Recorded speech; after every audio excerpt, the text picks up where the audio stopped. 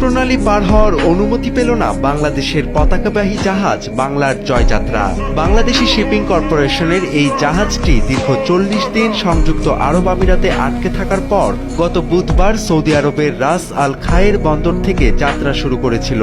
লক্ষ্য ছিল ওমান সাগর পার হয়ে দেশের পথে ফেরা, কিন্তু হরমুজ প্রণালী অতিক্রমের সময় বাধা হয়ে দাঁড়ায় ইরান।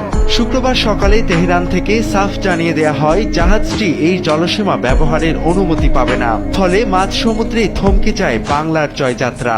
উদ্ভূত পরিস্থিতিতে নিরাপত্তার খাতিরে জাহাজটিকে পুনরায় আমিরাতের শারজাহ বন্দরের দিকে ফিরিয়ে নেওয়া হচ্ছে। জাহাজটিতে বর্তমানে 31 জন নাবিক রয়েছেন।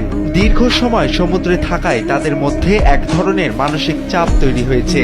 তবে বিএসসি কর্তৃপক্ষ জানিয়েছে জাহাজে নাবিকদের জন্য পর্যাপ্ত খাদ্য ও বিশুদ্ধ পানির মজুদ রয়েছে। পরিস্থিতি সামাল দিতে নাবিকদের দৈনিক খাবার ভাতা বাড়ানো হয়েছে এবং বিশেষ ওয়ার অ্যালাউন্স প্রদান করা হচ্ছে।